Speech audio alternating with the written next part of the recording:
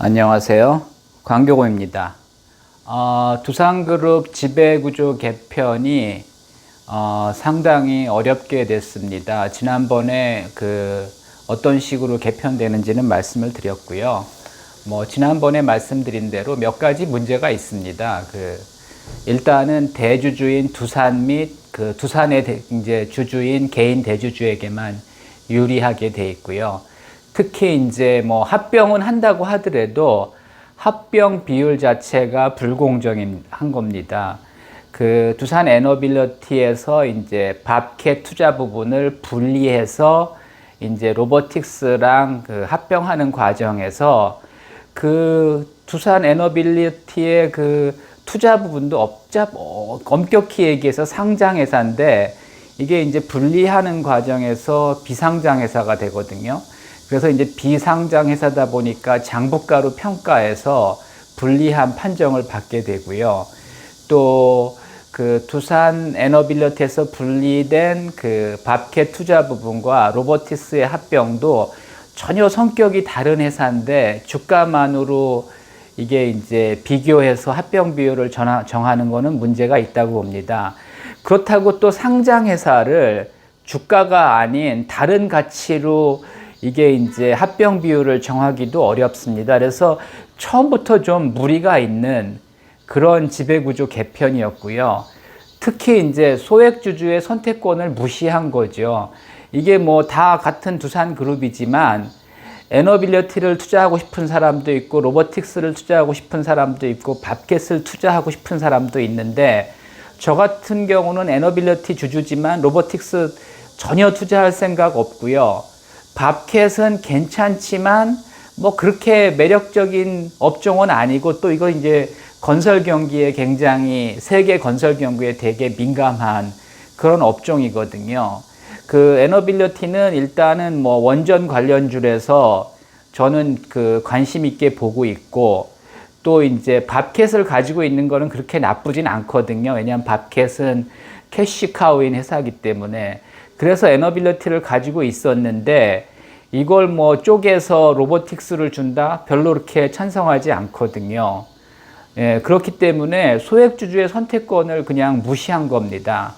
결국 이런 상황에서 특히 이제 요즘 분위기가 정부 정책이 주가를 좀 밸류업 시켜서 증권시장을 좀 활성화하자는 건데 여기에 아주 찬물을 끼얹는 그런 아주 잘못된 구조 개편이었던 겁니다. 결국 이제 금감원이 나서서 증권 신고서를 이제 정정 요구를 했는데 금감원이 합병 비율 자체를 시비 걸 수는 없다고 합니다. 이게 사실은 다 법적인 근거를 가지고 이제 계산을 한 거기 때문에 그거를 이제 정정을 요구하지는 않지만 하여튼 뭔가 좀 문제가 있다. 그렇게 해서 이제 지적을 했기 때문에 글쎄 지금 이 지배구조 개편을 강행하기는 상당히 어려운 상황이고요. 그렇다고 이 합병 비율을 조정하는 것도 그렇게 쉬울 것 같지는 않고 또 소액 주주들은 주총에서 이제 반대하고 주식 매수 청구권을 행사할 수가 있습니다.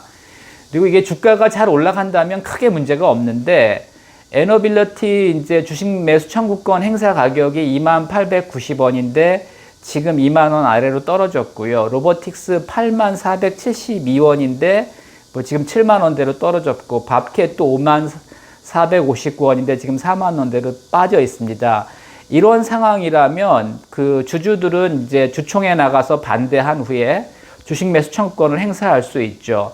그리고 이제 회사 측에서는 이게 이제 주식 매수 청구권이 너무 많이 들어오면 이게 이제 회사에 부담이 되기 때문에 에너빌리티 기준으로 6천억 이상 들어오면 계약 해제하겠다. 그러니까 안 하겠다는 거죠.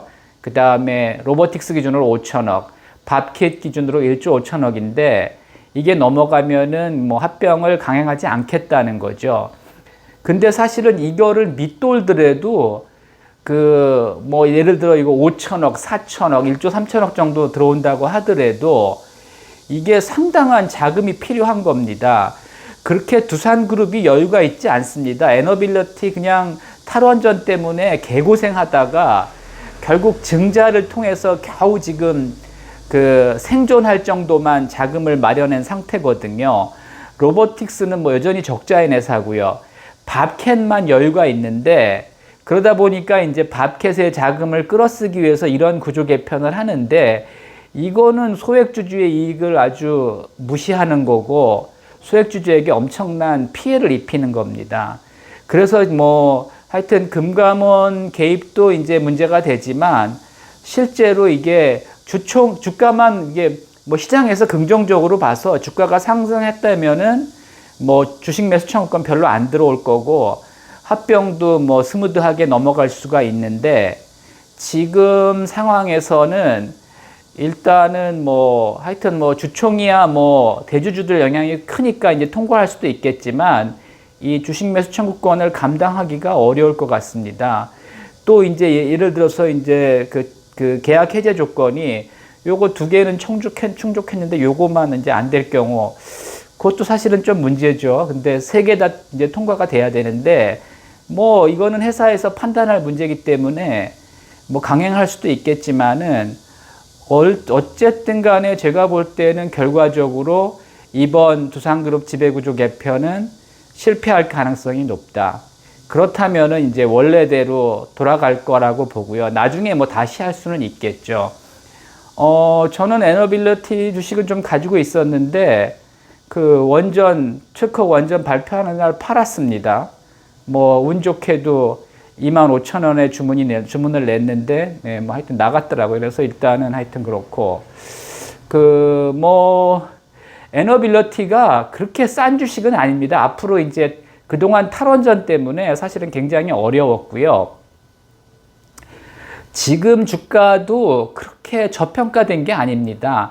단지 이제 앞으로 그 체코 원전을 기점으로 계속 원전 수주를 한다면은 뭐 이제 긍정적으로 볼 수도 있지만은 에너빌리티도 뭐 그렇게 저평가된 주식은 아니고요. 이미 어느 정도 평가되어 있는 주식이고 로보틱스는 유망하지만 이게 로봇 산업이 그렇게 쉽게 돈 벌기 어렵습니다. 왜냐하면 결국은 로봇을 개발하더라도 뭐 협동형 로봇을 개발하더라도 이게 뭐 수천 대 수만 대 팔려야지 이익이 되지 그 개발 비용이 많이 들거든요, 로봇이. 근데 뭐 수백 대 팔아가지고는 그렇게 돈 벌기 어렵습니다. 근데 그 똑같은 로봇이 수천 대 수만 대 팔리긴 또 어렵거든요.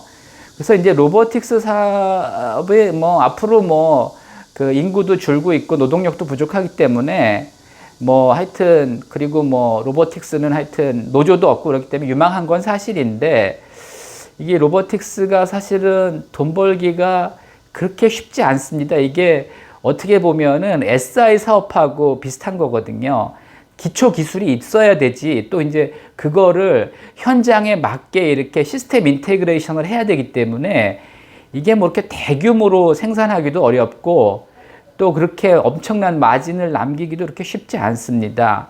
밥캣은 뭐 건설 경기에 좌우되긴 하지만은 뭐 꾸준하게 이제 잘 되고 있고 그 두산이 인수한 후에도 많이 성장하고 있습니다. 하여튼 어쨌든 제 생각은 이제 뭐 지배구조 개편은 좀 어렵다고 봐야 되고요.